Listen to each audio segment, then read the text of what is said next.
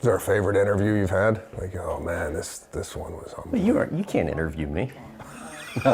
Well, actually, so what was funny when I was preparing for you, it was clear from when you've had guests on your podcast that and I was going to talk to you a little bit about this, but you're super interested in kind of what makes successful people tick and traits they have, processes, things like that, or so it seems, even going back to when you were younger and watching documentaries on successful people. I could be off on that, but that was kind of what it seemed like. So I wondered if there was somebody actually that on your end that was your kind of favorite interview. I liked Andy Garcia. I think that was because I've always admired his work, and then there's a couple of idiosyncrasies that came out during that interview that I thought were interesting. How he applied cologne and just things that you wouldn't really ask anybody. Sometimes I like to ask things that are not necessarily on the docket for a normal interview, like cologne. Does anybody ever talk about cologne? You got cologne on today? I do. See? It's interesting to me. Do you really walk through the cologne as you guys did in the movie? Yeah. Two sprays on the wrist, 4, and a walk through. I like to describe it as a mist, kind of walking through a little mist, rather than applying it right onto the skin. So anyway, that's probably my favorite interview. You all right? You'll fall right through the window. Sorry. Seth is getting old. He has to be careful. Everybody good? Okay, cool. Comedians are always the most fun to talk to because I feel like just by nature of the profession, you guys are inherently more open. And I don't know. I've always found comedian interviews to be kind of the most fun. Yeah, I could see that opposed to say actors. For the little experience I have, the actors are okay, you want to start getting the engine up and running? The comedians, well, I think because we expose our life on stage, this is not that far of a departure. I can tell you though, generally speaking, under the lights and whatnot, I might get a little warm. Yeah, we can pause whenever. And I run hot. I just run hot generally. I wake up hot. You always change a shirt or your shirt after the set. I remember reading that somewhere that was part of your routine. I didn't. Now I look back at it, I used to do a comedy club, go off stage, meet and greet the people in a shirt that was drenched. Didn't even change it. But no, I leave with the shirt I got on now. But that was always the case? Yeah, I don't know. There was moments where I, used to get. I saw Don Rickles once, and then I went backstage to meet him, and I couldn't meet him because he was in the shower. I was like, this guy takes a shower after the set, and then he gets in another outfit. And I thought that was a cool move that he actually, kind of, and even Seinfeld had talked about. He washes his face after a set to reset. He goes, if you wash your face, I feel like you reset yourself back into kind of like the next activity. But no, I haven't adopted any of those. I haven't washed listen, I don't know how you wash your face, but I never wash my face in a sink. I find it a little... Like just the shower? I'm always in the shower when I wash my face. There's never after this interview, I'll have to take a shower. If I'm gonna wash my face, I'm gonna wash my whole body. That's what I'm saying. Really? Yeah. Always? Always. Huh. There's never a face wash. I feel like in the sink, it's messy. I don't know what it is. So I wanted to actually start by talking to you about your health and wellness routine. I think you work out 5 days a week. What does it entail? So my workouts are generally not overly, I don't exert myself to a point where I'm really sweating, out of breath, just because I was dealing with sciatic pain for 2 years and recently got rid of it. So at this particular point, I'm working out just to move around. It's not like... and that entails what? That entails anything from doing some Pilates, which I found really helped my body, especially my core, weak core.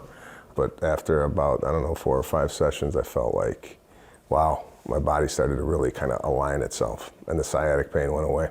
Your wife, Lana, was telling me that you do much better when you're on the road than when you're at home with her. Yeah. Why? So health and wellness wise, I feel like when I'm on the road, You'd almost think it was the exact opposite. you would think. However, I feel a little bit more structured when I'm on the road than I am at home, just because my wife and having 2 kids, for example, I tend to have a ritual where my wife and I put the kids to bed and we crack open a bottle of wine. So that kind of affects my my sleep. It affects my next day. Not that I'm getting blasted, but just a couple glasses of wine before we go to bed. But as I grow older, I've found out that I'm not able to recover from a night of having a couple glasses of wine and a steak. Apparently, after you turn 50, if you have steak or any type of meat after 6 o'clock, you wake up at 2:30 in the morning feeling like you're going to have a stroke. So nobody told me there's a thing called the meat sweats. Well, and on the stroke front, I understand longevity is becoming increasingly important to you. Somebody told me, though, you worry too much about it, and the day you don't have a rash, you're going to be bored out of your mind. So take me through kind of the extent to which you're pursuing the longevity stuff. Always been a hypochondriac, constantly think I'm dying, right? That's been my life. Legitimately, though? I just always feel like there's a pending doom with my health around the corner. And it's gotten better as I've kind of taken control of my health. It really hit me 7 years ago when I had my daughter, and I started doing the math with my age, saying, okay, I'm 44. I'd like to be around so I could possibly see her get married, be a grandfather. So then I started to kind of like get involved with trying to be here as long as I possibly can. And Okay, so you'll do what on that front? Because I understand it's gotten more and more particular. Yeah, so I've went to like a team of doctors to help me with my nutrition, my getting tested. Like I just went to the dermatologist to get a full scan on my skin to see if I have skin cancer. Not that I've noticed anything, but there's a blemish on the back. I wanted to see what that was. My father, talking to him, I don't know where he gets this information. He doesn't remember anything, but then he remembers, make sure they check your feet at the dermatologist. I go, feet? He goes, yeah, a lot of people don't catch it. Some of the cancer starts on the foot. This guy can't remember what he had for breakfast yesterday, but he remembers that cancer starts on the foot. So so anyway, I've just... You'll like measure glucose? I have a glucose monitor that measures, because my glucose was spiking, particularly at night. That was affecting my sleep. I wear a sleep machine. I have a sleep machine to test how I'm sleeping, because they thought I had some sleep apnea. So I find out that I wake up 9 times every hour while I'm sleeping, which is not like I'm waking up, but not in sleep. So they suggested a mouth guard or sleep tape to see if that works. Has it worked? I ripped the tape off in the middle of the night because it's just not natural to be sleeping with tape on your mouth, which I might have to go into a guard or something else. But anyway, I'm just trying to. Not that I'm trying to become a superhuman. I just want to just be a little bit more healthier. So A, I could be around for my family, and B, just overall just I'm fatigued. 2 o'clock in the afternoon, I found out that I was trying to take a nap, which I thought, is this normal? Is this normal to be taking naps at 2 o'clock at 51 years old? Not for long, but just like a 30-minute nap. And then found out that I have a little thyroid problem. So, I'm just trying to figure out how to live long. And I don't want to live till like 90 in the corner of the room and they're feeding me smoothies. Right, you want a good quality. Yeah, I want a of quality of life. All right, I found out I had sleep apnea like a year ago, got my deviated septum fixed and lost like 20 pounds over a few months. Like, Is that right? Crazy. I read your book the other day, and I know you wrote it a few years ago, but you said you always used to structure your life around food. Still the case today? Or No, like I used to go out and have a dinner at 11 o'clock at night after I did a show, and then, you know, figured that's not healthy. Yeah. I'm trying to eat less. I don't. Hard though, right? It's difficult. Later on in life, I found a passion for food, and I think it stemmed from working at the Four Seasons, being around chefs, being around food that I've never seen before. Definitely took an interest in, like, how's this done? How's this made? You've made the comment before, though, that cooking is almost as satisfying to you as stand-up. How so? Well, number one, I like to cook alone, and I like to, you know, stand up is alone. So for me to prepare something from soup to nuts and see the reaction on someone's face when they eat it, to me is equivalent to, you know, preparing a joke, delivering it, and seeing somebody laugh. So, and then, see, there's no real substitute though for stand up. For me, it's like you see the person laughing. If you eat some food, you could go, oh, this is fantastic, but you could be lying, or there's not necessarily a reaction that you have to eating food that's involuntary. Laughter just comes out of you and boom. But I just equated it to stand up just because it's kind of, you're in the kitchen alone, you're preparing a recipe, you're improving during the meals, improving during the set, and then, you know, you deliver it, and the satisfaction you get from the enjoyment of someone that is eating or laughing to something that you created, I felt like they paralleled each other. I'll give you an example of 3 things I want to conquer in the food space. Is the perfect fried chicken, Okay. How to make a pizza from scratch, and how to make homemade pasta.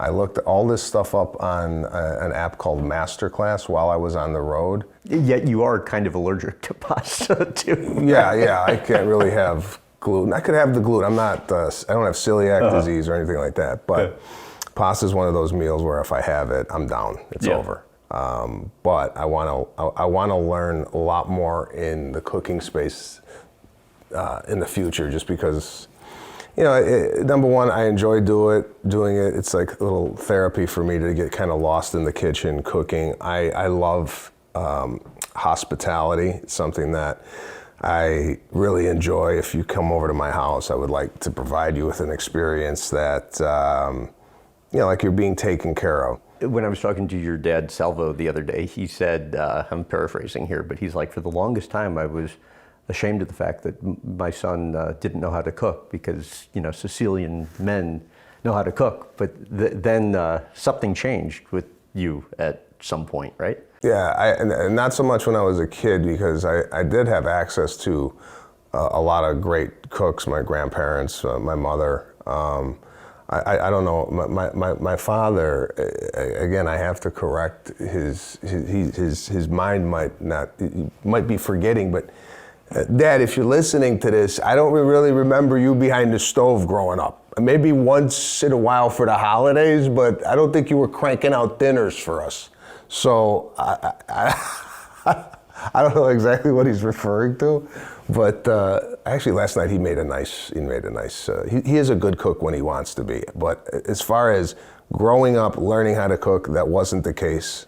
And now that I have kids, it's something fun to do with them. My wife's more of a baker, so she's, you know, makes cakes and cookies and whatnot, and I'm more of a kind of a appetizer, dinner, salad guy. When you were growing up, in what ways was the kitchen kind of your first stage and your family your first audience? So yeah, for your viewers, we're in the house that I grew up in. Right behind me is kind of where we gathered as a family. This house in particular was the house that everybody gathered at. My friends sat around this table talking to my parents. My parents were like the cool parents that like my friends wanted to talk to. Like, what's your dad and mom doing? And they would have everybody over. We had food here. We would be standing up in the kitchen. I'd come home from school, sit at that kitchen table and tell my family, you know, what went on at school. I felt like I had a unique take on observing a situation and then bringing it back home and giving kind of my point of view or spin on what I saw at school. And we were a type of family that we were at the kitchen table for hours sometimes, just hanging out. It was more, I don't know, I look forward to it. Like, oh, it's dinner time. Which isn't the case for a lot of families. Well, it's not even the case for my own family now. You know, it's like I would like to replicate that. And how do you do it? Well, I mean, I think it's right now. Obviously my kids are growing up in a different world than I grew up. Everybody has their own personal computer. Well, yeah, it's not even that they have. They're not even on the technology. That's not our case. Our case is, I'm here with you. Tonight my kids are not eating with their father. So my dad worked and my mom worked here locally. So at 5 o'clock, it was like a routine. You come home, we eat as a family. Now the lifestyle is such where it's fragmented. I'm home sometimes, I'm not. And I think a lot of those family connections are established at the dinner table.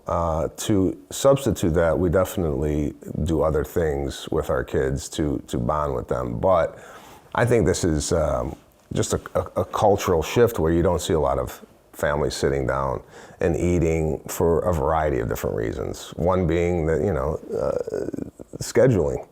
Maybe the mother's working at night and the father's got to be at the house or vice versa. So I don't really take for granted that time I had at the table, because I think it solidified the relationship I have now with my mom, my sister, and my father. And yeah, it's unfortunate that is kind of missing in today's society. So why would you used to have your cousin tape HBO stand-up specials for you? We didn't have cable here. We had just local TV, 2, 5, 7, and 9, or whatever it was at the time. And cable back then was where you saw, you know, Dangerfield's, Night at the Improv, and every Saturday I used to go over to my uncle's house, and I used to watch this like game tape. I used to sit in the basement and just watch comedian after comedian after comedian. And I was always fascinated with them. I just, for whatever the reason, I always looked at them when I went, wow, how do they memorize all that? I love to laugh. My father and I would watch Johnny Carson at night. The comedian would come on. Back then, used to have 8 minutes of material, and Don Rickles would come on. I was all about humor growing up. And however I could consume it, I wanted more of it. You know, if there was a record or something that came out, a comedian, whether it be Carlin or Murphy or anybody, I would want to get that and listen to it. I would come home for lunch and watch Three's Company and watch John Ritter. Like everybody else was going to Taco Bell, I'm over here watching Three's Company. Just always loved to laugh and always fascinated with not only stand-up but comedic actors. What do you remember from doing your book report on Stevie Wonder? Even that. So I was like, I'm doing a Stevie Wonder book report. I felt like when I was in school and I was watching people give the book report, I was upset that they didn't take the time to like entertain the class. Like, really? Yeah, I was looking to get, like, we're all bored out of our mind here, right? We're listening to 25 book reports. Somebody's got to go up there and get this, you know, get it going. So I would watch the people do the book report, and I'm like, I can't wait to get up there. I'm gonna make the class laugh. I felt if I make the class laugh, they would look past the fact that I didn't really even read the book, or read the Stevie Wonder story. I felt like humor substituted for lack of effort in school. All right. So, and did you find that to be true? I found it to be, somewhat accurate, that if you make people laugh, they forget maybe about whatever it is that you're there for. Although maybe not at Northern Illinois, right? Because you had like a 1.2 or 1.2 grade 1.4 GPA. Yeah. For freshman. How is that even possible? It's very possible. It's I went to college. I was completely stunned. I was first time away from home, living with a strange roommate. Just couldn't click into the academics of it all.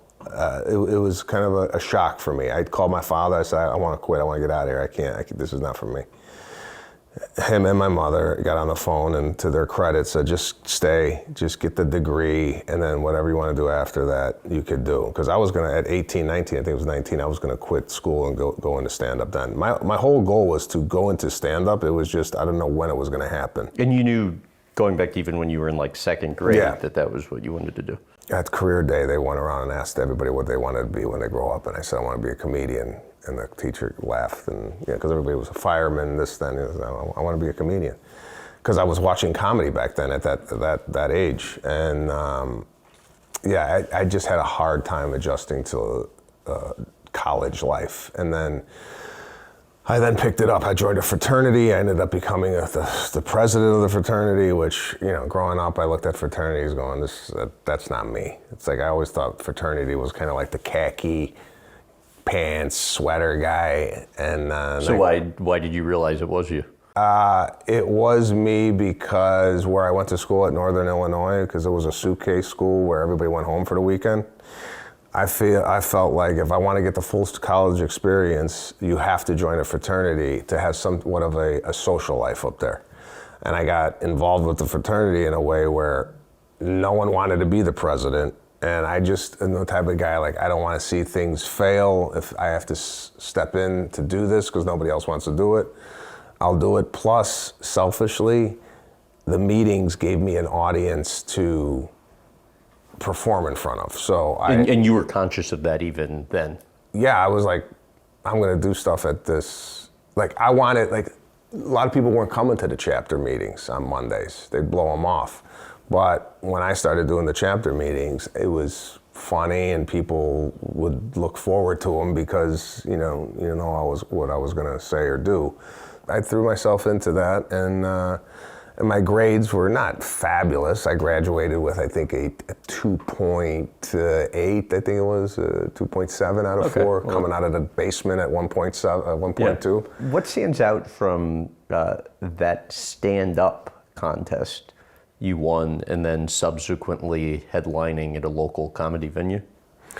So I signed up for the contest at school to open up for the headlining comedian that was coming to Northern Illinois University. So I did the audition process in front of like students, and I won, and I did the opening act for the comedian and got basically booed off stage. It was a primarily black audience, and back then they were screaming at me, Sandman. But I didn't know what the hell Sandman was. They're like, Sandman. I go, what the f*** did I say? Sandman. Apparently Sandman is from the Apollo, where if you suck at the Showtime at the Apollo, the Sandman used to come out and take you off with a hook. So they were screaming Sandman. And I was like, in my head, I'm like, I don't know what, am I doing good? I don't know. And you remember actually thinking? I was thinking, I'm dying up here. But you could feel it. I could feel it, but I didn't know exactly what the Sandman thing was until later.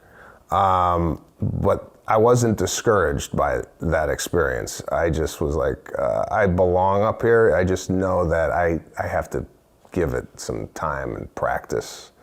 I knew I was cut out for doing. I just knew I was going to be a comedian. I just knew it, but nothing was going to really distract me from it. Did you feel that you were going to be successful at it, or you just knew that was what you wanted to do?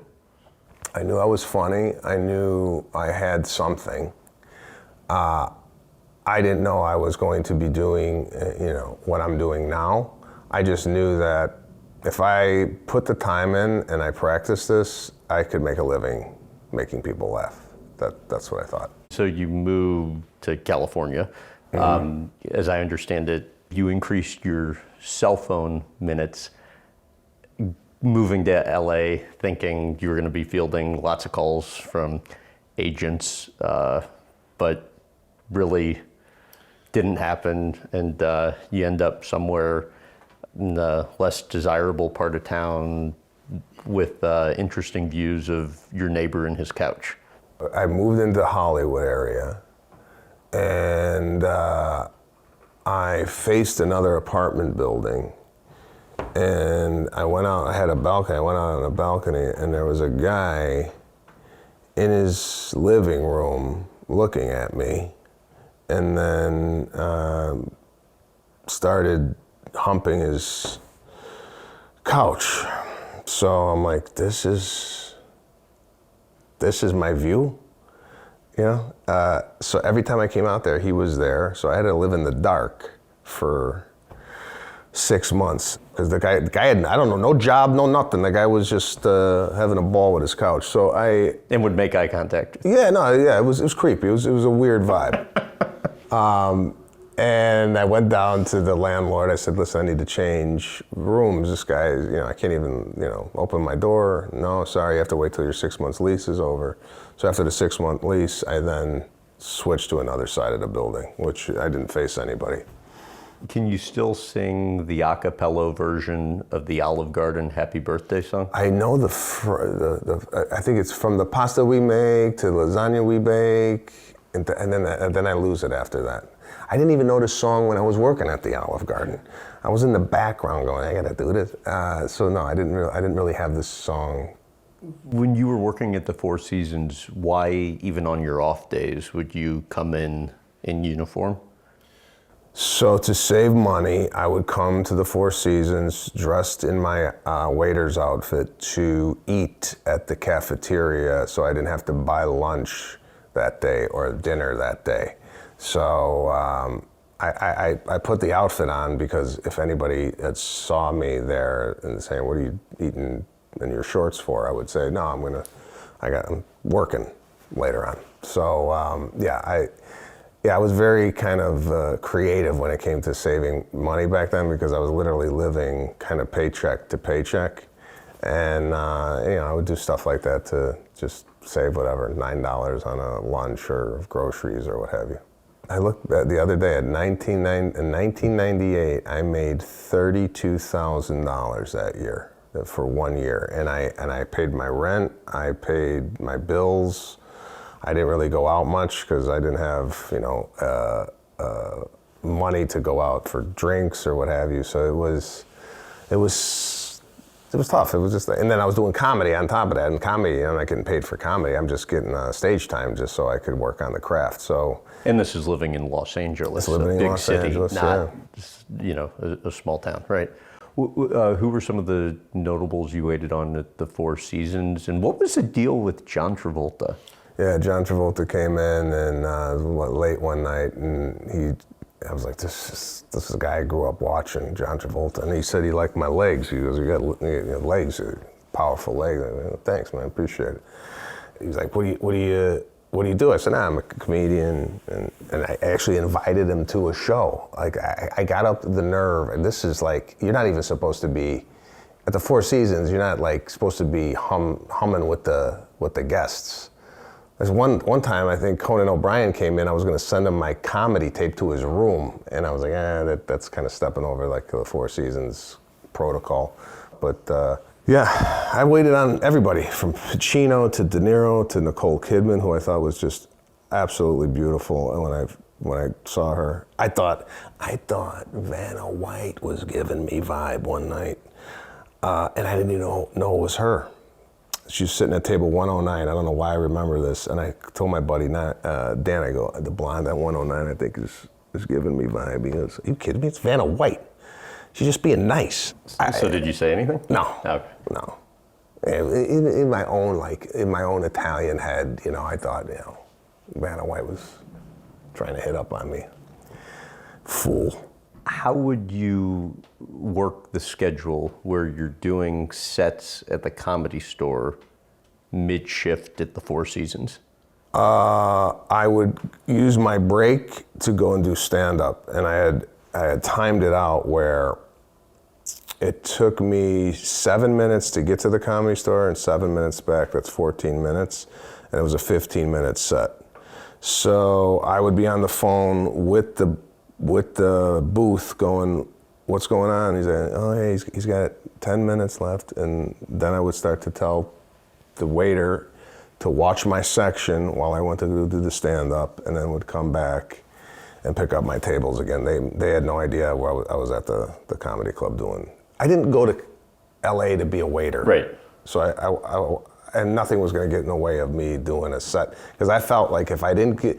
Yeah, but you couldn't afford to lose that job, though, either at the time. But I had it set with the manager who was, this is what I've learned. If he called me to come into work and I had nothing to do, I'd come into work. So I would help him out. I feel like it's a give and take. I helped him out, he helped me out. I wanted to work and get money to live so much that I would sit by the time where people would clock in. I would stand there and people would come in and I say, "You want to go home today?" And I would be in full waiter outfit. "You want to go home today? I'll pick up your shift." And this is LA, where, there's a bunch of people dying to go home. So I would, because at that point I owed my dad 10 grand because I went into a debt. So I had to pay him back. What do you think of how he handled that? Yeah, so I was going into credit card debt because what I did was I left the Four Seasons and I started selling satellite dishes for Dish Network out of a kiosk at a mall. I go, this is going to be simple. It was not simple, and I started using credit card advances to pay my bills, and then got to a point where my mother on the phone noticed I wasn't me. I go, "I gotta be honest with you, I'm $10,000 in debt." My dad got on the phone. Emotional. Yeah, it got emotional because, I just was despondent. I wasn't really engaged. And she's like, "What's going on?" And, I kind of broke down. I go, "I don't know how this happened, but for the last year, I've been kind of paying my bills with credit cards. I'm not making enough money. I didn't want to be a burden. I didn't want to call home going, I need money. I felt like I could figure this out, but I got to a point where I needed the help." So he got on the phone. He's like, "I'll pay the debt. Just pay me back." So I would pay him. I went back to the Four Seasons to work, and I would send him a check a month to, and he had it down to a penny. He's like, all right, he had the napkins, whatever the hell. He doesn't, my dad doesn't use like normal, he's not on an Excel spreadsheet. He's got the numbers on like a pizzeria napkin. So he would look, he goes, "Oh, hey, you owe me $8,640, So he had it all documented, and I paid it off clean. And some people go, "Oh, it's your father or it's your family. He could have just gave you the 10 grand and be done with it." But I kind of like that it happened that way because it gave me a sense of like, no one's going to give you a handout, not even your own family. And it kind of shocked me into having more responsibility for my actions as far as how I was going to make money. And it was good. I'm glad it worked out the way it did. You end up eventually getting asked by Andrew Dice Clay to open for him. I believe up until that point, you always felt like you were kind of a step behind your peers. And he made the comment to you to be patient and wait your turn. Looking back on that now, how do you view that? Yeah, he was right. He said, don't look at anybody else's success because everybody has their own path. And the only thing you could control is your writing, comedy, and being as funny as you possibly can. And at the time, it's hard to do that. It's because, you see a buddy getting a development deal with a network. You see another guy touring comedy clubs, and I'm still, delivering chicken satays to Vanna White, so I'm like, when's my shot? Busting your ass, but kind of no return. Yeah, you're not getting the dividends from your hard work. So, and it was a slow burn for me. It was just a gradual build. You go to a comedy club on a Wednesday night in Addison, Texas, and there's 12 people there. And then, the next time you go back, there's 24, and then there's 36. It's like, it was like a slow build. It didn't have a TV show or anything filmed to really kind of make me popular. So my road was the long road, and it worked out because I just became a better comedian. I wasn't ready when I thought I was ready. So you're opening for Andrew Dice Clay, and you're getting heckled on stage. You abruptly leave early. His reaction and what you learned from that experience. So his crowd wants to see him. They don't want to see, an opener. That night they didn't want to.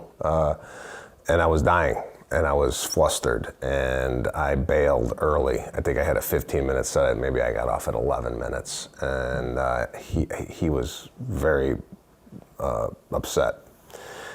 And then told me afterwards. What did he say? He said, "What are you doing? What are you doing out here?" I'm I didn't even know what to respond with. And he goes, he sets himself up. So if he knows I'm doing 15 minutes, he's getting ready. And I don't know this at the point, because I've never headlined a show. I've never done what he has done. So I threw him off his routine, Now he's got to go on earlier than anticipated. So I learned, again, from that. He told me, like, when you have a time, you do the time.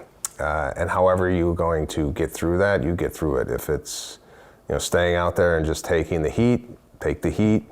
If it's dipping into crowd work, you kind of have to win them over. You can't just, like, when the going gets tough, you just get out of there. You can't do that. So another lesson learned. I mean, you learn these lessons, and again, these are the things that putting time in, whatever you do in life, whether it be you're a comedian, owner of a company, or what have you, you have to go through this kind of like these lessons you learn, whether it be someone wanting to fight you in the audience, or a heckler, or I had a cat run up the drape at the Palms Hotel. A cat ran up I don't know where this cat came from, and he ran up the back of the drape, and people were kind of, so it's like, you got to learn how to handle that in the moment, and that just comes with experience and different situations you find yourself in. So you called it the night you the bed on Fallon.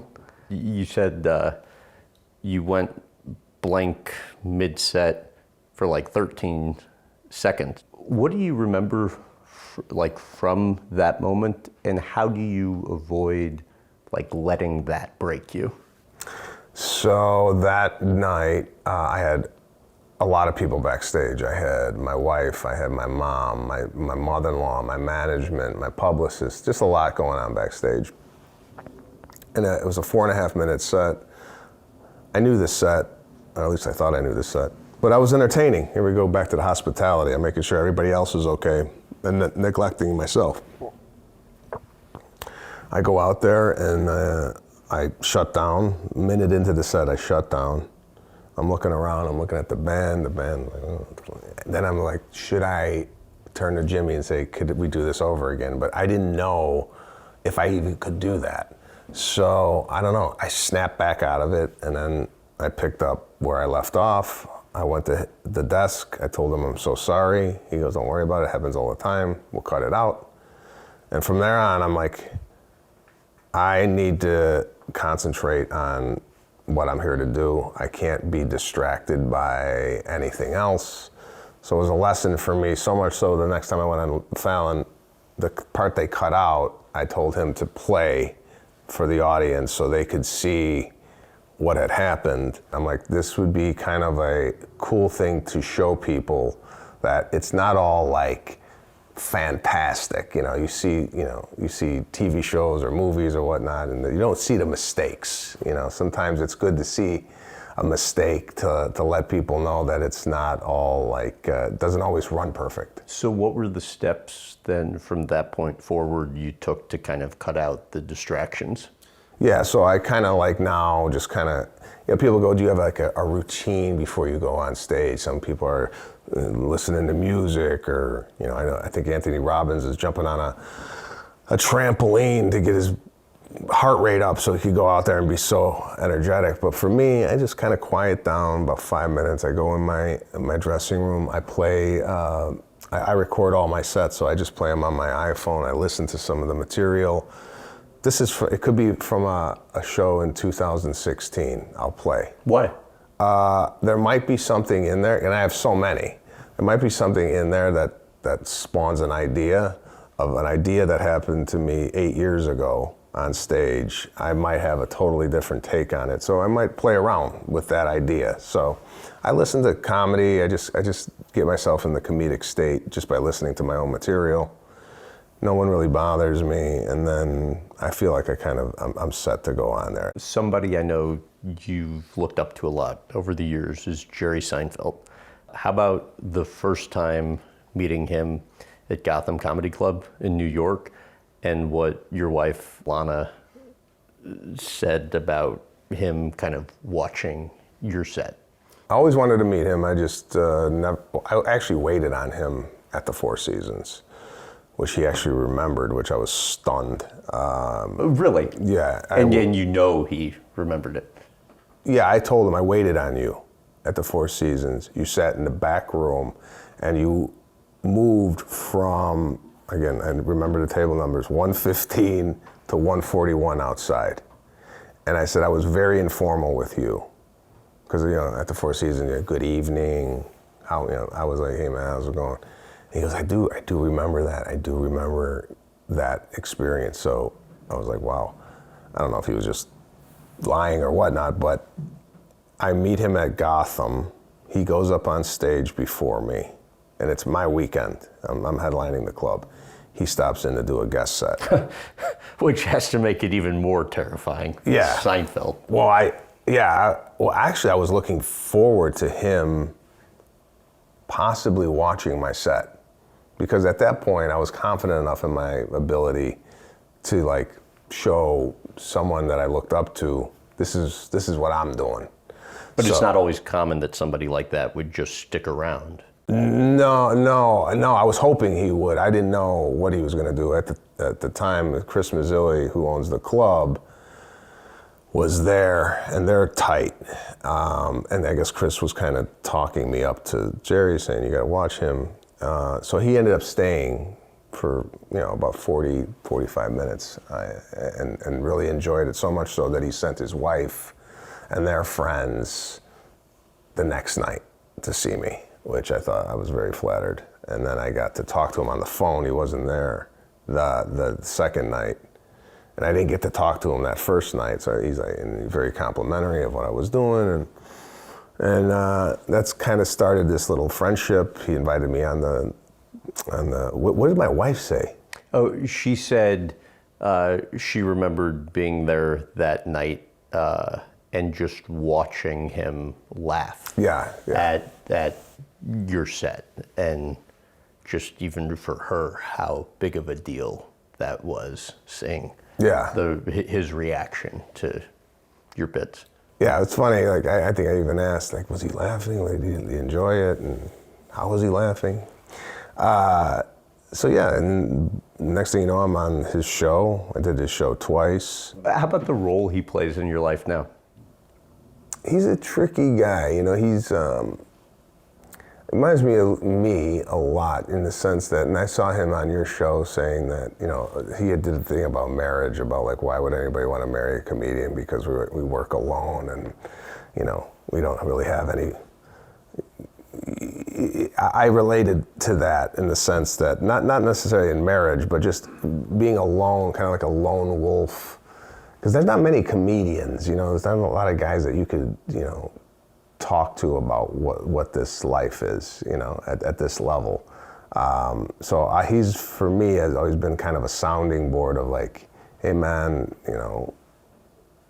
what do you think of this? Or How do you do that? Like, what's an example that comes to mind?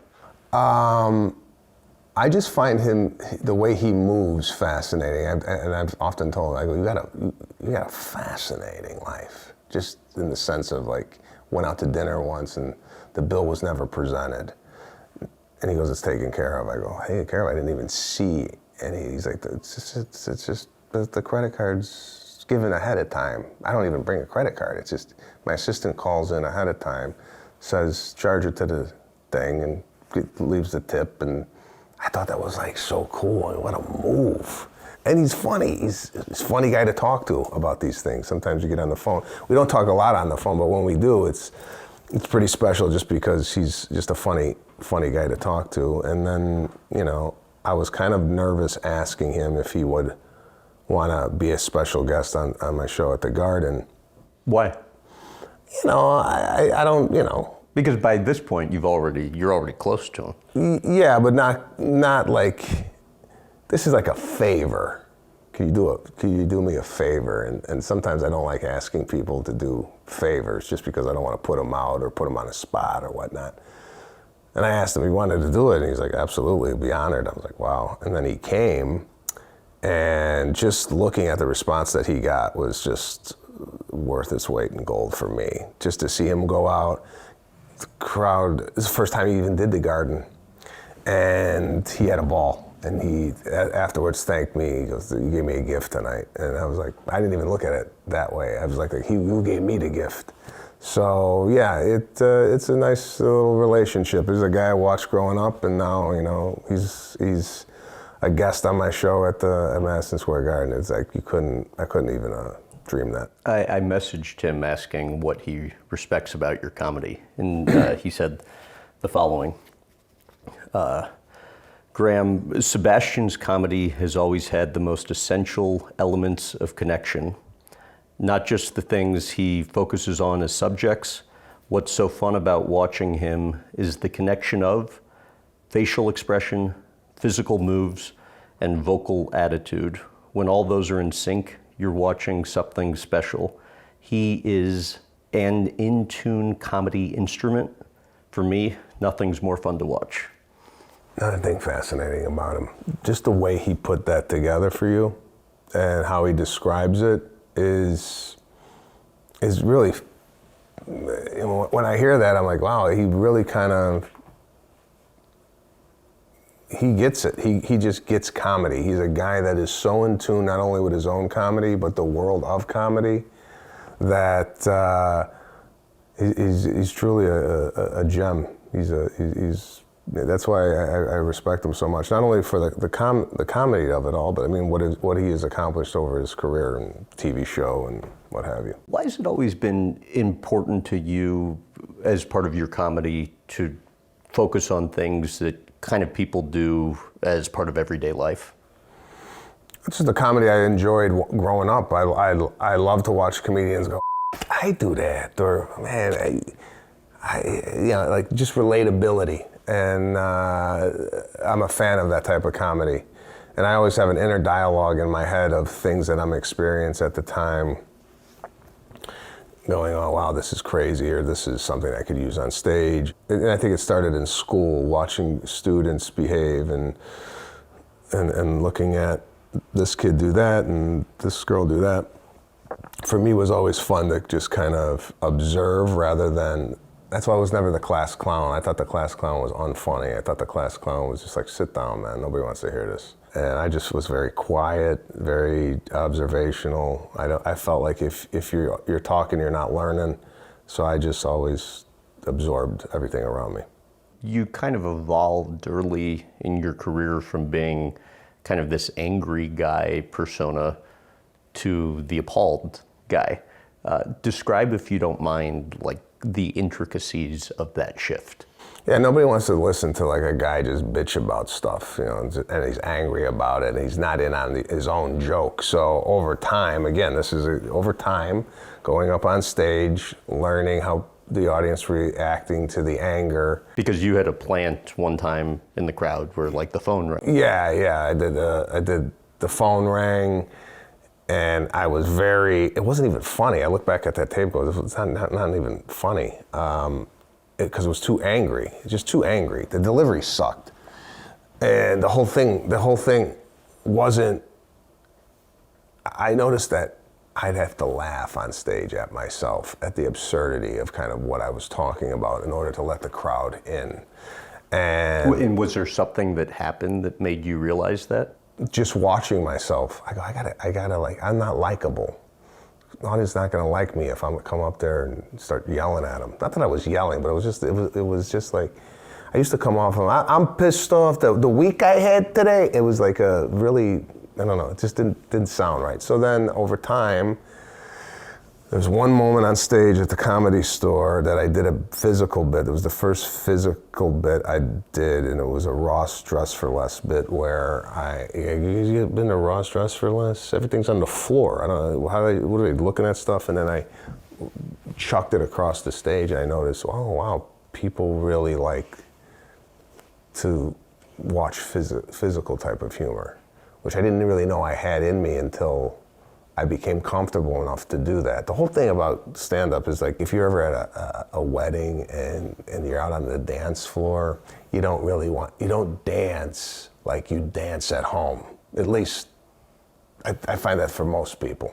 Because when you're dancing at home, you don't care. Same thing with comedy. You gotta get to the point where you don't care. You gotta dance like you're at your house and nobody cares. So with comedy, it just takes confidence to get to that point. And for me, that was the physicality for me was like, oh wow, I could be myself up here and nobody's gonna view it as being, oh, what's that? It definitely enhanced the comedy. So I've heard you say before, like you're always writing material, but from what I understand, like you don't actually physically write. Explain kind of what your process entails.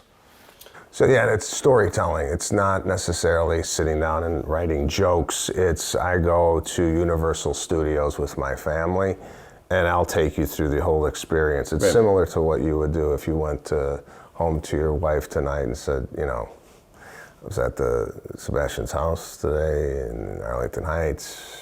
Hot in there, like whatever you're telling your wife at the end of the day, I feel like this is what I'm doing. I'm just reporting what I'm doing in a funny way. It's just how I see life through this lens of humor, that I don't feel like my strength is coming up with tags or this, that, and the other thing. My strength is storytelling, delivery, timing, and acting out my bits. And how then do you go about like refining that, even speaking to kind of inflections, nuance, et cetera?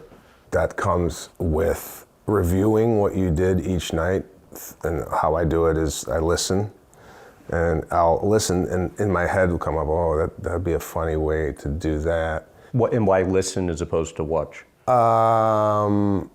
Just because I work out my material at a comedy club and I don't really have access to video there. So if I could just listen, I could remember kind of where I was in the act. And then the physical stuff comes in the moment of delivering the joke. So the other night I did something, I was like, wow, I don't want to give the joke away because it's in my special, but it's a joke that kind of happened in the moment. Those are the beautiful jokes for me, is like when you didn't plan it and you just did it. And I was like, oh wow, that fits so well there. I never planned it out. It was in the moment. And how does it happen in the moment? It was a physical move I did in the moment that I just innately did. It just came out of me. When Jordan was on a streak, I think it was in the 96 finals, I forget what finals it was, where he was hitting those 3-pointers. And he just kept hitting him, he set a record, and then he turned to magic, and he kind of went like this, like, I don't know what's going on. That's kind of how I feel sometimes when those moments happen on stage, where you never planned it, you never even thought about it prior, it just happened in the moment, and it's a little gem. Is there an example of a story that comes to mind that just took kind of years of refining to get it to the place that you were most proud of? There's a Chipotle bit I do. I think the joke goes, these poor Chipotle workers listen to the same day in, day out, right? There's no communication. You come up and it's like chicken, steak, cheese, gone. You know, that's all they're listening to. So I was doing chicken, steak, whatever, chicken, beans, cheese, whatever. I was just saying that, and then one day, I acted it out it was like a pigeon. And first it started as a pigeon, and then it got really physical, and I was like across the whole stage.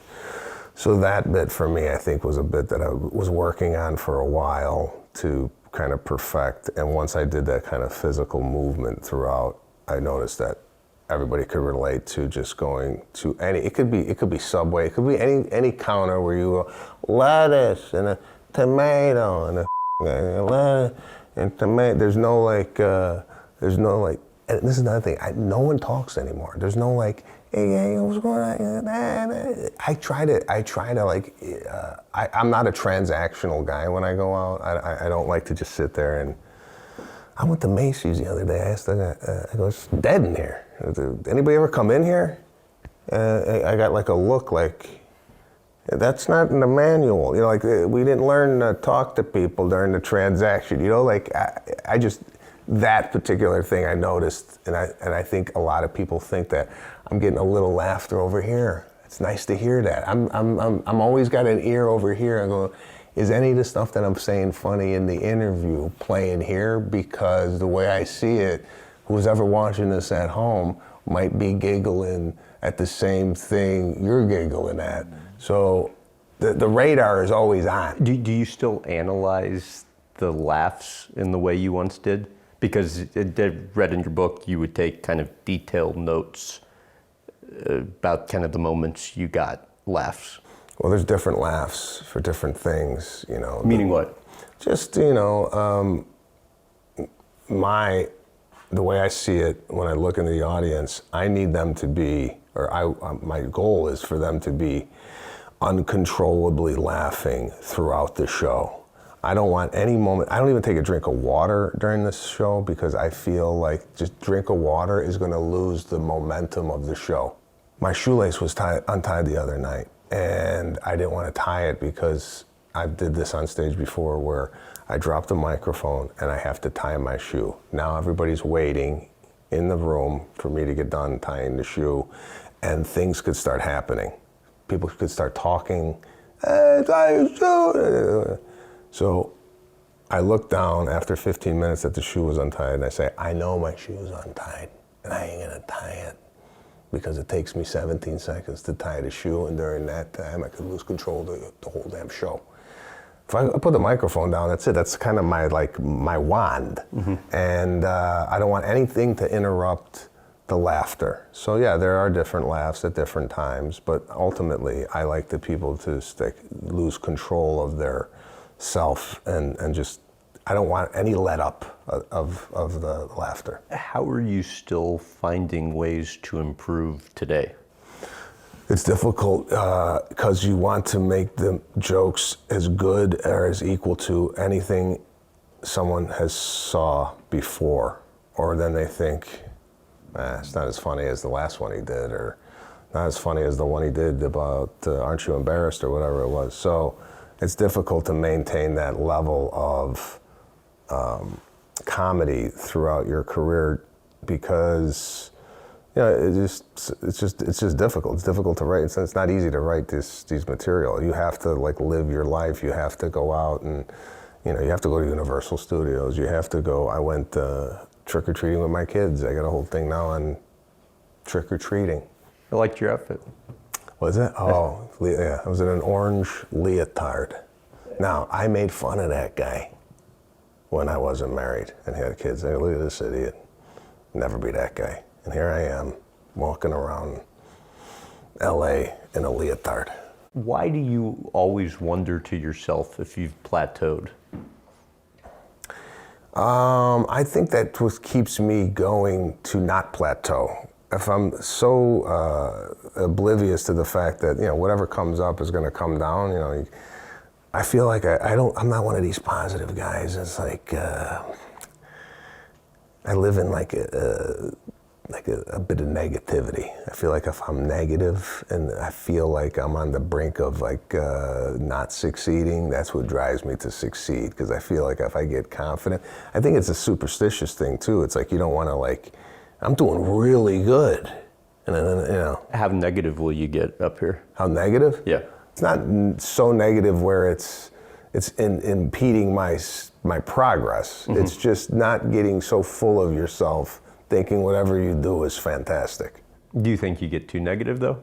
Too hard on yourself to the detriment of being able to kind of enjoy some of the kind of fruits of your labor? Well, I think now we're talking about finances and money, which I've had an issue with, a problem enjoying that part of life. Because there's no one I really can confide in financially about I don't buy a lot of stuff. I don't have a lot of things. Next year, 2025, after the end of the tour, I don't know what I'm doing. There's no plan. I don't have a tequila. I don't have passive income. I don't have sponsors. I don't have a restaurant. This is what I do. I do stand up. But I've heard you ask guests on your show before, do they worry what happens if it all goes away? Yeah. Why? I find it interesting to talk to people about these things that, and a lot of people live in fear. They do. I mean, from what I've noticed, you could speak to this more than I can, but the few people that I've interviewed on the Pete and Sebastian show, they have a fear that, they might not work again or no, the phone's not going to ring or what have you. So I think it's a real fear that people have. Maybe a lot of times people don't want to admit it, but, Why have you said before you were happier as an unknown comic? Yeah, because there's no expectation. So I used to love going into the room. It was like a challenge for me to get, these people have no idea who I am. I'm going to come up there and give them my brand of humor. They're not going to know what to expect, and I'm going to win them over. Does that mean you sometimes wonder if you're getting the laugh because you're now this famous comedian, or if you're getting the laugh because of the quality of the... No, it has nothing to do. It has nothing to do. If it ain't funny, the people ain't gonna laugh. They're not gonna laugh just because you are who you are. But back then, it was fun for me to have that challenge, and then it was also fun for me because the expectations to sell out wasn't there. You go into a comedy club and you want to have people in the audience, but now it's like you walk into these arenas or theater or whatever, and it's like you want to, every seat that's available, you want to have occupied. And you're always asking about seat count, right? Yeah, I'm always asking, what is it here? What is it there? What do we got to do? It's another thing. It's like with social media, it's like I have a problem sometimes getting on social media going, hey, come see me perform. It's just for me, it's not a good look. But you got to get the word out there that whatever, you got a TV show, you got a comedy show, you got a podcast, people got to know about it. I think it was when you were doing your string of sold out, record-setting Madison Square Garden shows that even then you're worrying about the show the following week in Fort Lauderdale and what you needed to do to sell that out. Yeah, so again, not really enjoying the moment, always looking in the future and not kind of stopping, smelling the roses of where you're at. I think this time around when I did the Garden, I was a little bit more in the moment, present. I had my kids there. How do you do it? Or like, how did you allow yourself to do it? I told myself, I go, this might not ever happen again. So you got your kids at Madison Square Garden, and we're on the 3rd level, and they're running around the 3rd level, right? And I'm watching this happen going, wow, it's so different how I grew up. I never thought my kids would be at Madison Square Garden with me, running around, having a ball on the 3rd level balcony. And, to me, it was like, take this in. When I brought him on stage, it's like, take this in. This might never ever happen again. It's a beautiful moment. Rather than worrying about Peoria the next week and then Kansas City, I'm trying to enjoy myself more on this tour. So, and that means what? That means not just sitting in the hotel room waiting for the show. That means, okay, we're in Norfolk, Virginia. Let's take a look at the USS Wisconsin that's docked there. Let's do a tour of that. Let's take the kids to the Empire State Building.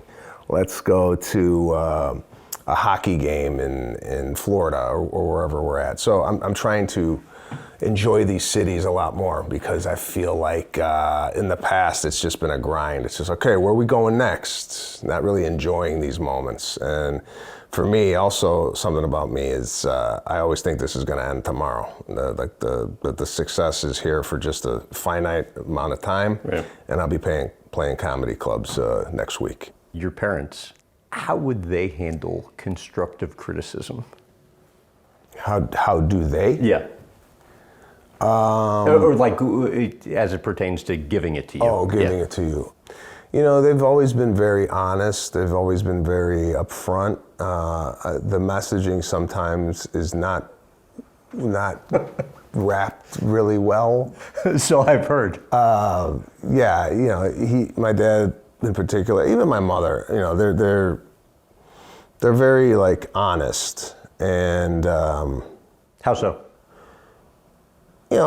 I think we hit like a ceiling on the constructive criticism maybe about 8 to 9 years ago. I kind of had my talk with my father saying, hey, can't you just enjoy it rather than like after the show, critique it or say this is not funny, I don't like this or I don't like that.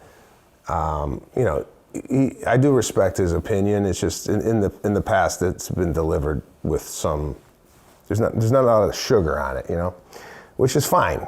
I mean, but and you would always just kind of take it and listen, as I understand. Your sister, on the other hand, might be a little more vocal at times. Yeah, my sister has, her claws come out and she's, combative. But I would absorb it, take it. Not really say anything about it. I would internalize in myself, go, yeah, he's got a point here. That joke maybe isn't that funny, or we've had an ongoing disagreement of how I do the set. How so? He believes I should do the set exactly the same, word for word, every night. Every night's the same thing. And he doesn't like when I kind of like switch up maybe the order, or maybe I lose a joke because I'm not feeling it in the moment. He does hair, he's a creative too. So, I've often asked him, when you do a haircut, do you often do the same haircut, the same every time that person comes in? So I got to entertain myself too. I got to make myself feel like it's new for me. Because otherwise you're just it's going like, up there it's a robot. It's like reciting. And it becomes not authentic. It becomes very formulaic, and I like to like switch it around a lot. But and that being said, my parents have kept me very humbled in the sense that they do tell me how they feel, and I think now it's gotten to a point where my father in particular has just, if he doesn't like it, if he doesn't like what he saw, he don't say nothing, which is even worse, because it's he was telling me, because then if he doesn't say anything how he feels. Yeah, but that's a whole other thing. It's like the silence is almost worse than if you just told me what you didn't like, And then like the first show, I think at Madison Square Garden, he didn't say anything. So I go back going, nah, he didn't like it. Second show, he said, oh, good, great job. So I go, okay, it's obvious that you didn't like the first set, you like the second set. So, but it's all good. It's a learning experience for me as a son, and then taking that experience and using some of that with my own kids, I think is a bonus. I don't want to be soft with my kids at all. I'm very direct with them as well, but I also am conscious of the messaging and how I'm delivering it to them. And I think that's what we do as kids. You look at how you were raised and you look at some of those things and go, oh, I really like how my parents did that. I'm going to take some of that, sprinkle it in here, put my own twist on it, and make it my own.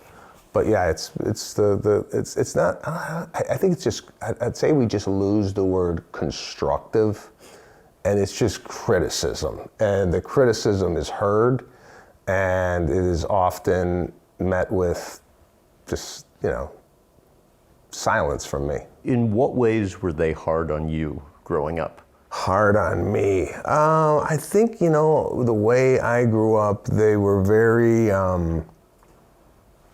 Not necessarily strict, but they taught me, just core values, manners, being nice to people, please, thank you, that whole thing. They always pushed me, like, you could do better. They were worried about me because I didn't really have a direction or path. The saying in this house growing up was, you got any hobbies? What do you like to do? And I didn't. I just, I played the sports here and there. I was a soccer player, but I didn't I wasn't building ships in my basement, or I wasn't into crafts, or what was that game growing up? Dungeons and Dragons. I wasn't into any of that stuff. You were aware that they were worried about you, like that was I was aware. evident. I was worried. Oh, come on, really? Well, I was worried because they were worried. Okay. And I'm like, I'd say that. I go, yeah. How come I don't have any hobbies ever? Where am I going? The one thing they did is instill like a work ethic into me that was, thank God they did, because since 14 I've been working any odd jobs just to make it. I had a lawn cutting business in this neighborhood, and I was allergic to grass and ragweed. I was cutting the lawn with masks. I had a mask on. I was wearing a mask before COVID was even a thing. So my dad often tells me now, what are you, nuts, working this much? I go, well, this is you created this. You constantly told me. The disease, right? It's a disease. And I apparently got it bad because, I don't know. I've always worked, always. What do you think you learned from your mom? So my mom, often is not mentioned in my act. She's very... But that's something that you've often thought about too, like how to incorporate her, because you're super close to her as well. Yeah, I mean, I'm no closer to my father than I am my mother. I'm equally as close to both of them. I just felt like, particularly in my stand-up, my father is just a bigger personality, and he's an immigrant, and some of that immigrant upbringing is more humorous than my mother's way of looking at the world. But yeah, my mom is just, everybody loves my mother. Sweet, nice woman. Yeah, I don't know. I don't exactly know why I have left her out of any. Even in the movie, and she'll tell me this. She'll go, I died in the movie. Like, my mother, about my father, is dead, right? And she, I think, had a little issue with that even because it's a movie, she's passed away. And you get Robert De Niro to play your dad. Yeah. I mean, listen, my mom, I don't think is up at night going, how come I don't have a movie about my mother? I don't think she's doing that. She has told me though, why am I not more of a part of like kind of what you do? I go, yeah, it's just part of like my comedy. That's just it's like a movie. It's like when you write a movie. It's part of my stand-up world, and the relationship I have with my mother is very unique in the sense that, she's the one that I actually try out material on.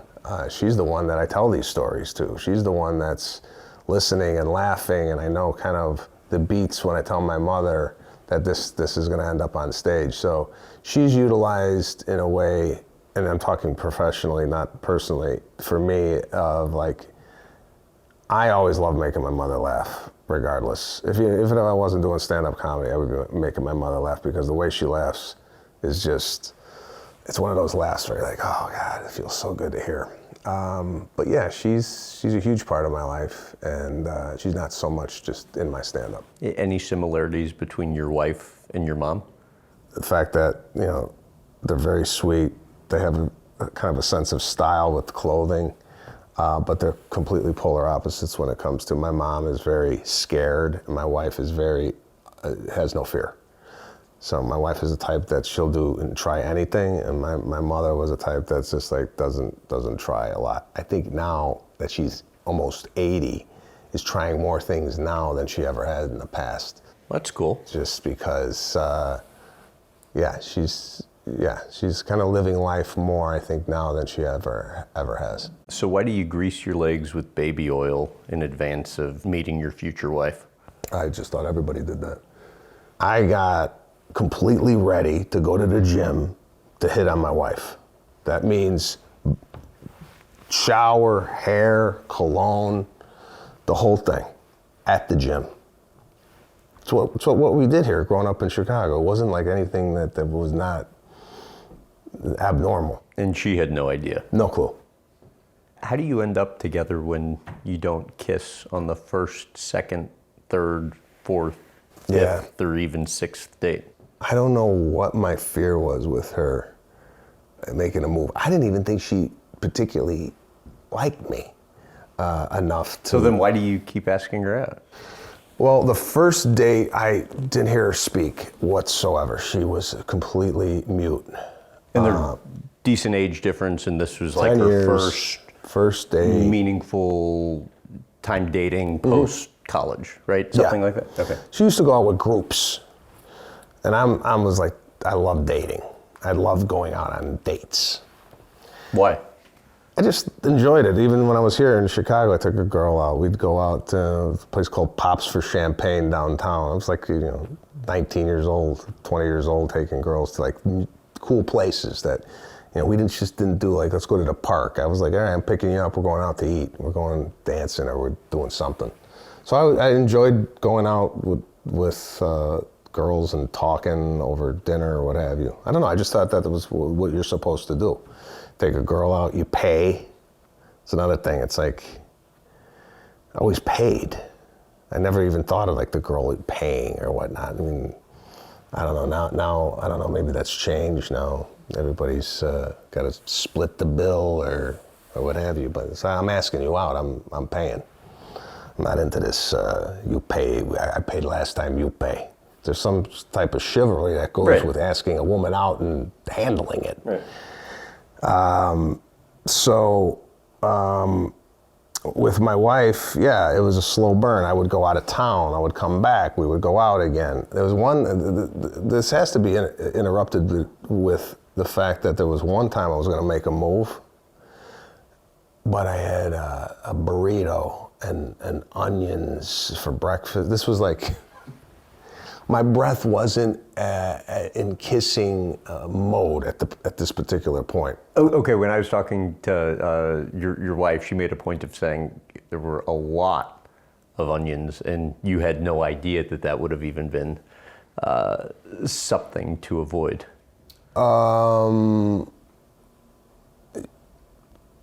Subconsciously, I might have knew that this was not an appropriate time to make a move. Just because she says I was unaware of it.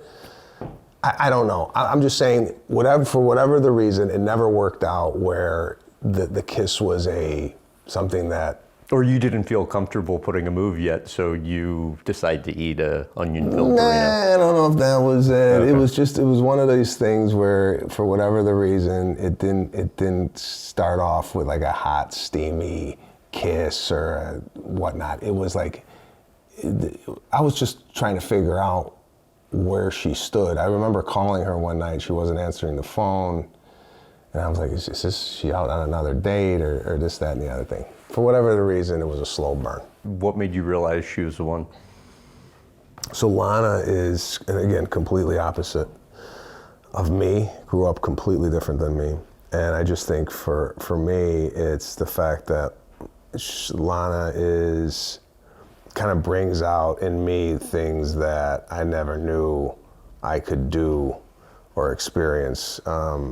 She's like, I won't say a daredevil, but she's always pushing me to kind of live life and get more out of life than what I would expect from my own self. Like, what are examples of that? I mean, it could be as simple as going skiing. I never went really skiing before, and Lana took me skiing to Park City and, got me to go down, hills that I didn't think I could do. Also, just so unselfish. I mean, for her to kind of put up with this lifestyle, me not being there a lot,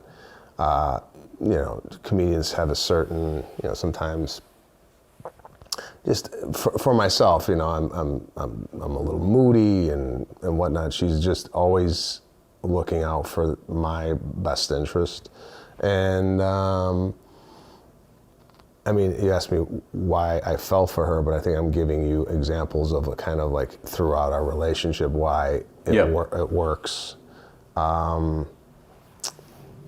Just being more spontaneous. She's always been very like, let's do that, excited about like doing something, or why don't you do this, or why don't you do that? Very just, and then vice versa. I think I kind of ground her in a way where, I give her some semblance of like just being a little, hey, maybe we shouldn't do that.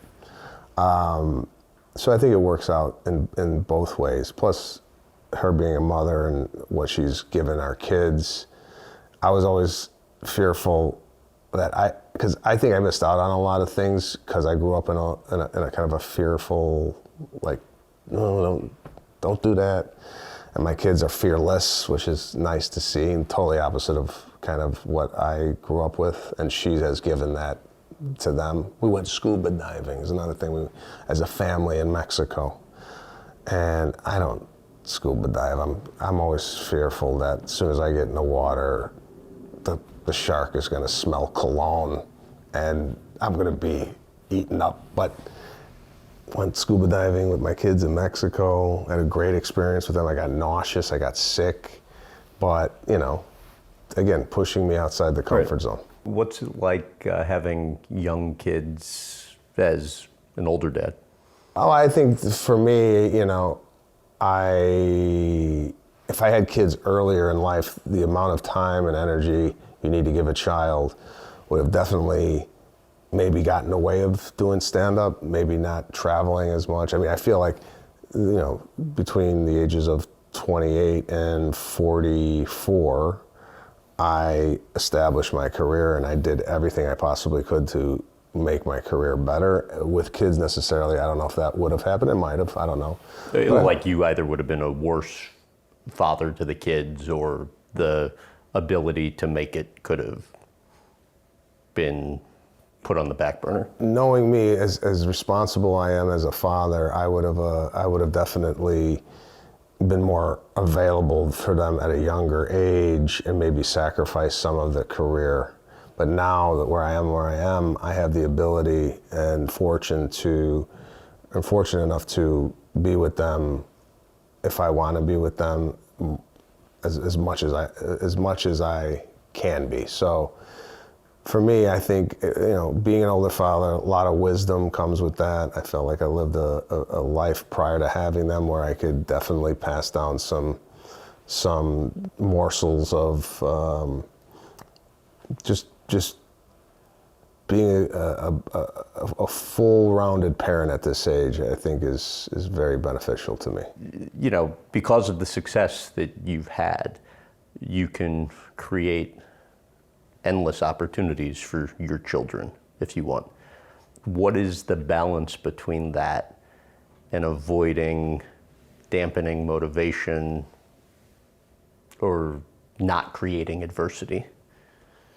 Yeah, so that's been a huge thing that I've had to struggle with is like, how do you give these kids some like grit and like work ethic when everything that they're witnessing is, you know, we went to go see a hockey game and the seats were pretty fabulous, you know, but I am making sure every time we do something like that, you know, I'm telling them, you know, and telling them is one thing, but then showing them is another. And I think showing them is through charity work, which I am getting myself more involved with, and I want to get my kids more involved in that. So You have a foundation? I have the foundation. I just did something with veterans. We fed 1,000 veterans in Los Angeles. They weren't a part of that because they had a school issue that they couldn't attend, but as more we get into that, I think showing them some of the misfortune that other people are having would give them a sense of like, you know, it's not always roses. You know, there's people in life that are suffering, and if they see some of that and has ability to help, I think that definitely sends a message. But yeah, it's, you know, It has to be super hard to figure out what that. again, it's the first time it's like I can't go to anybody in my family and go, well, what did you do when you know this is new to me. It's new to everybody. So yeah, but I think we're doing a really, really great job. I mean, they have chores. My kid was making his bed since he was 2 years old. I was going to say, what are the chores? You make your bed. They clean the table. You know, they help with a variety of things around the house that I need done.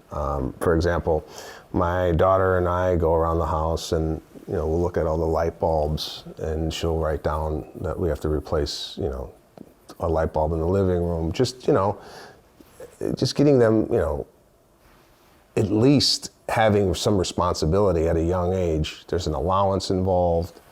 Are there things you've channeled from your upbringing? Yeah, I mean, this is like every Saturday, there was carpet in here growing up. I vacuumed all the carpets in the house. I cleaned the car, which I have a picture of.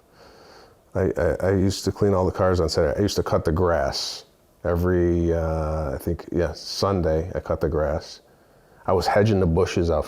So there was a lot that I had to do as a kid to earn my keep. When I moved back into this house after college, I was paying rent here. They were charging me $200. Well, didn't you have like 6 months and then you were getting kicked out or something like that? Well, then my mother had said that she wanted me out of the house by 24. She said that in front of my grandmother at the time, which is my father's mother.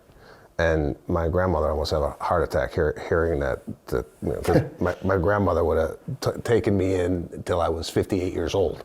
So, yeah, there was like a time limit. Like she said it kind of jokingly, but there was, you know, it's like half serious. So with regards to taking the time off, which you alluded to a little bit earlier, what's been that realization process for you of recognizing, you know, time to take a little bit of a break?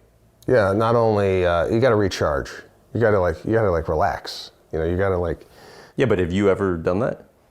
Not really, but now I realized, you know, that's not healthy to constantly be on the go, constantly not giving yourself or allowing yourself a break. Okay, but why suddenly in your early 50s has kind of that dawned on you? Well, you start looking at the end of your life. You know, it's like, okay, I got another, 30 years left? I don't want to be like looking back when I'm 75 going, what the it's over? We didn't do anything? So I've made it a point now to go, I want to start relaxing a little bit, taking some time off, going out with the family on a vacation or a weekend or a hockey game or what have you, doing stuff that is fun. It's not only, I don't want to be grinding, like, what you know, gotta go on Graham's show and get more viewers, you know, like that's constantly what's happening. Gotta go on this podcast because he's got this or she's got that, you know. Drives yourself nuts after a while. You just have to take a couple breaks. Right, because there's always going to be another thing.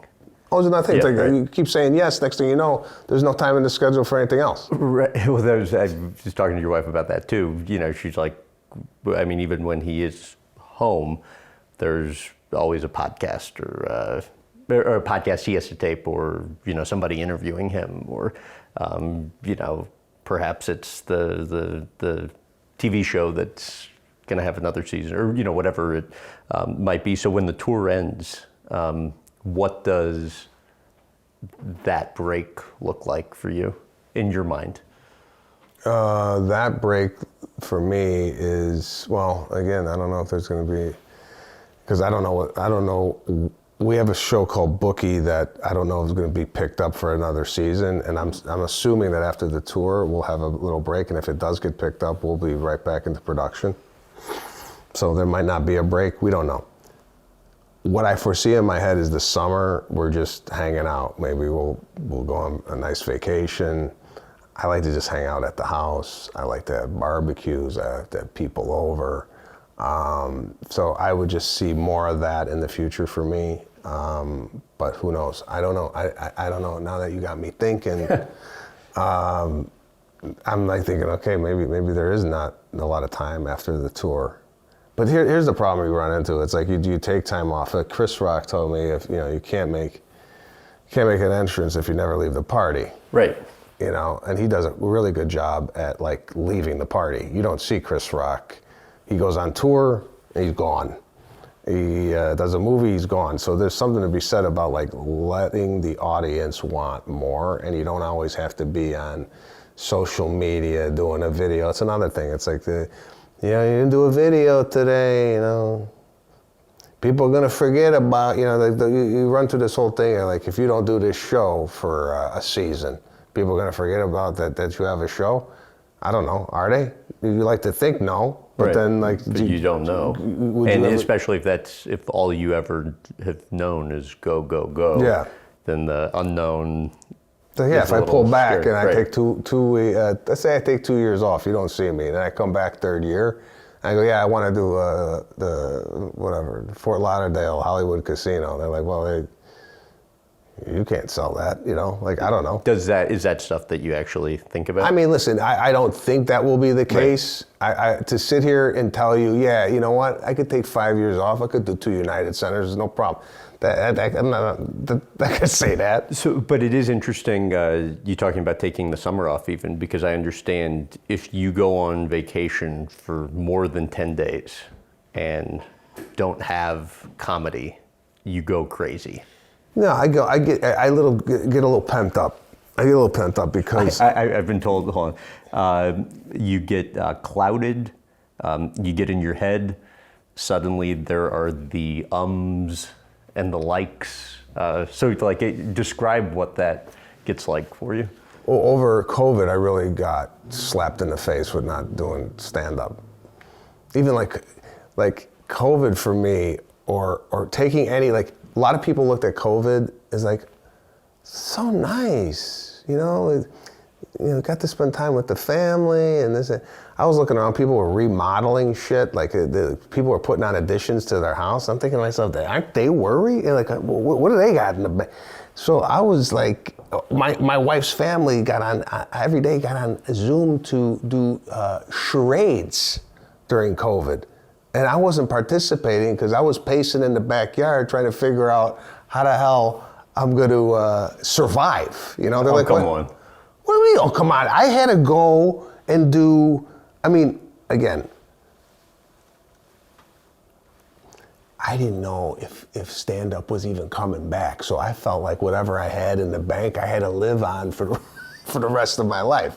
And I'm walking around the backyard in a robe, looking up at the sky going, what am I going to do to feed my family? Were you like depressed then, actually? Yeah, no, I was not good. I was on edge. What was, if there was a point during that process that was kind of like your lowest point, anything come to mind? I wouldn't say it was there was no like, oh, this is dire. There was no dire. Right. It was just regroup. What are we gonna do? So I was doing corporate gigs on Zoom, not stand up. It was like an interview like this, but the prompts were to make the people laugh.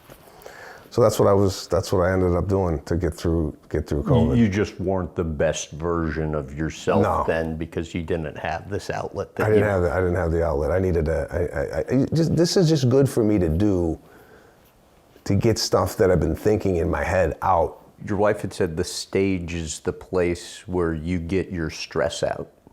How so?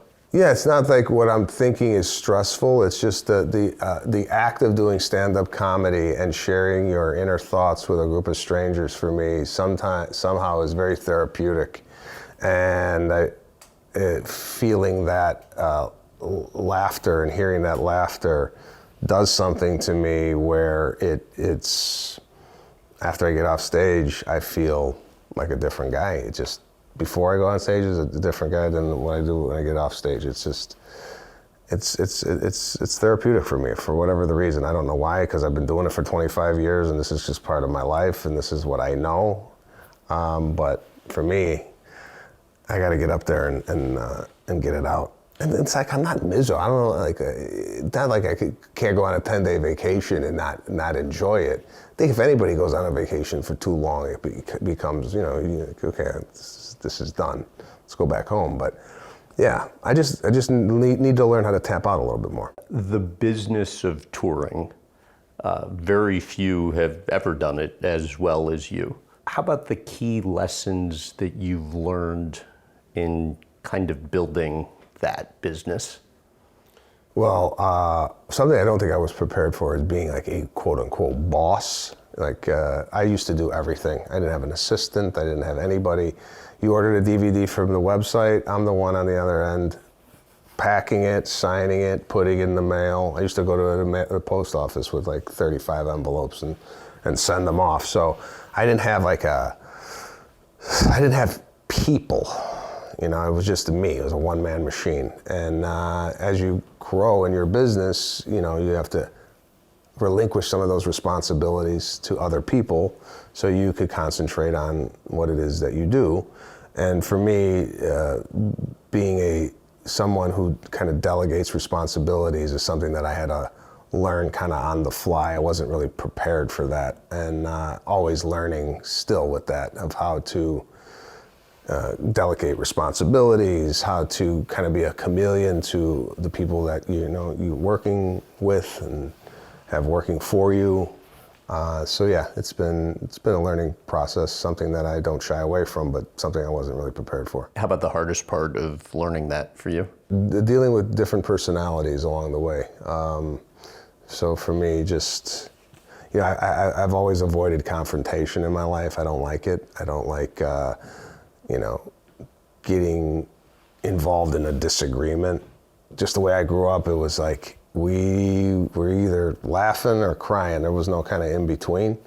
And a lot of stuff was masked with humor. So sometimes when humor is not when I don't have that available to me, it's hard for me to confront someone. I always do it with a humorous take. And sometimes even being a comedian, people don't even take you seriously because you're like, oh, this guy's a clown for a living. And he's tell me to do something, so. Which when you all of a sudden have a ton of people working for you, at some point you have to. Yeah, you gotta kind of lay down the hammer a little bit, but then it's in a way where it's not looked upon as being demonstrative or being a control freak, but there's times where you want things a certain way, and I'm always conscious how people receive that message. Well, how about the biggest challenge of kind of building the back end of your operation? Me and you are in front of the cameras. There's a ton of people here that make this thing happen for you. You're involved, but you need everybody in the place. It's like a team. So sometimes when you're used to working alone, and now all of a sudden there's a team. Like, this is why I didn't like improv. I did the Second City over here, did improv comedy with other people. I didn't like working with other people because I didn't have control of what was funny or not. I had to rely on the guy next to me to make a scene happen. That's why I like doing stand-up, because it all falls on your shoulders, whether it's bad or good. The only one to blame is you. How about the best financial lesson you've learned in successfully pulling off kind of multiple years of arena tours? Financial lesson is save a large portion of your money. Just sock it away. And your dad hammered that.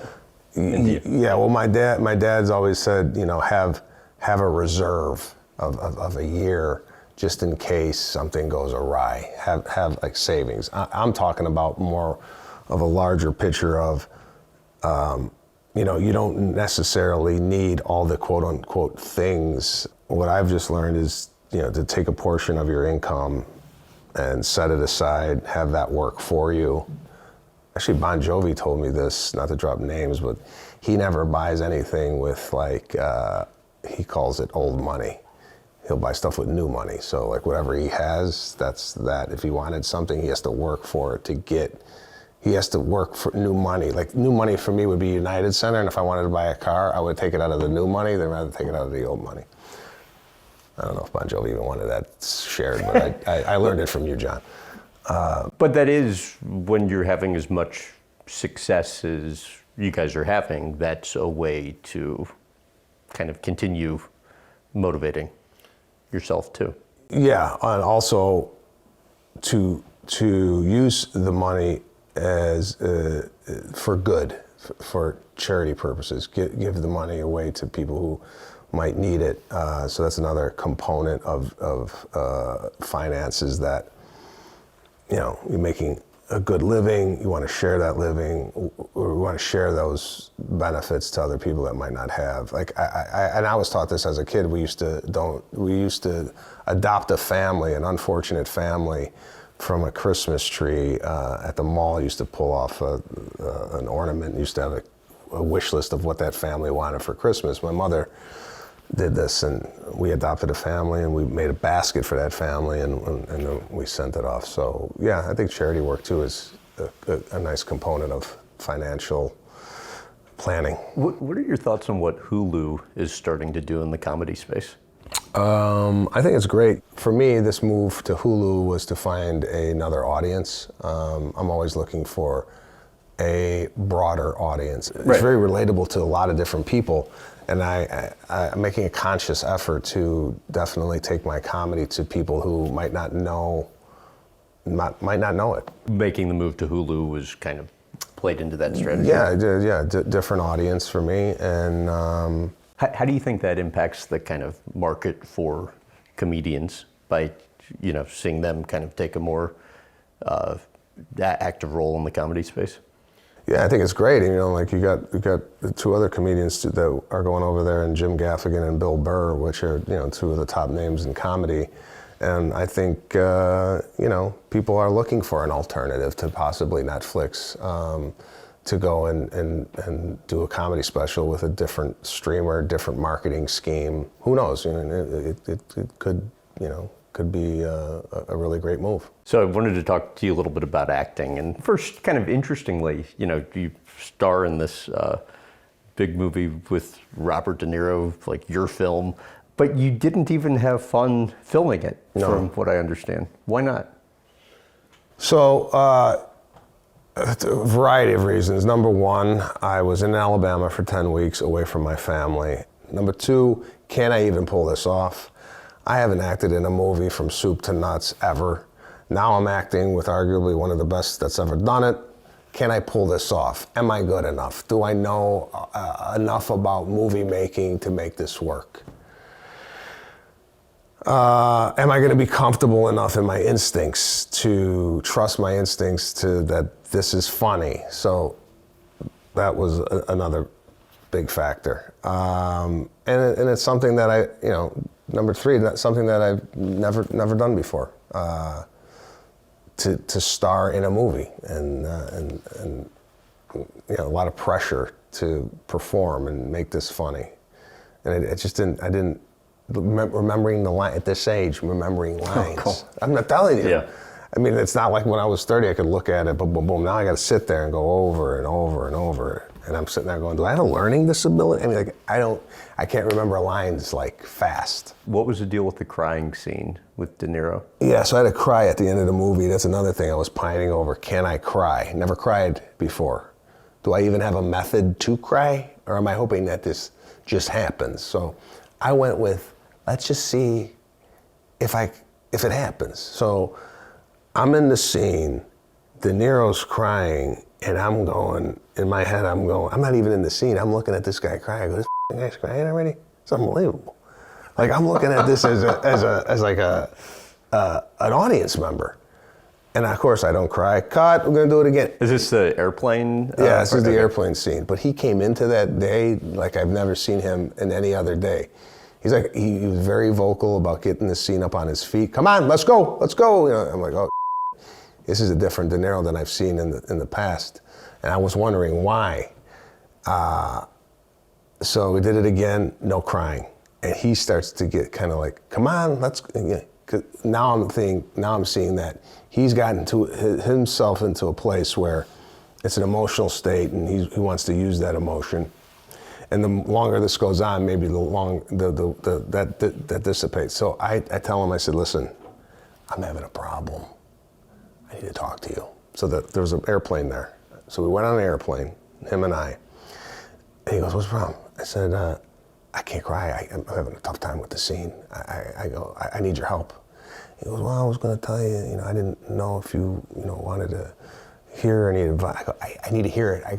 I got no plan. He goes, I didn't want to get in the way of your process. I go, there's no process. I go, I need you to help me. And he was very, very gracious. He said, I want you to think about your father. I want you to think about all the stuff that he's went through in his entire life to get you to get you to this point. The fact that he came from a different country, didn't know the language. I want you to think about all that stuff. And he goes, I think about my son who's your age. He starts crying in the airplane talking about his son. And I start crying, just watching him cry about it. And I run out of the airplane. I go, I got to use this. Now, I had to be out of breath during the scene. So they wanted me to run around the airport, and then run into the scene out of breath. Now, I got sciatic pain ripping down my right leg. I'm in like Giorgio Brutini slip-ons with no socks. And my feet are bleeding. I'm running around the airport. I'm in a lot of pain. I come into the scene. I start to cry, but I start to cry at the wrong time, but it still worked for the scene. Cut, let's do it again. Do it again, guy. That's all I got. We're gonna do this again? But he gave me an acting lesson, and I've taken that and I've built upon what I learned in that movie to other projects that I've done. And I feel I have a confidence now that I've worked kind of with the best, and everything else now is I kind of come in with not a chip on my shoulder, but I've done this before. So even though you didn't have as much fun filming it, do you think you will continue to do more and more of it? I have to be honest with you. I generally don't like the process of it. It's taken me a while to figure out how to get the same joy I get out of stand-up. Because there's not the immediate gratification. Yeah, there's not there. It's just not there. It's not exciting. When I wake up and I'm going to Milwaukee tomorrow, can't wait. Because I got a couple bits that I want to try out that are new. I want to see they go. Even if they fail, that's fine, but I'm excited. You tell me that I got to get up at 6 o'clock to get up in a makeup chair and hair and then recite lines for 9 to 10 hours. I'm not necessarily over the moon, looking forward to that. But it's more of a business move for me. Not that I completely hate it, because if I completely hate it, I wouldn't do it. There is some enjoyment out of it. It's just, I guess I'm equating it to stand-up, and there's nothing in this world that's going to equate to it. Thank you for making the time to do this. Oh, I appreciate really it. appreciate it. You got it. Yeah. Thank you. Anything I did not cover that I should have? No. I think we're good.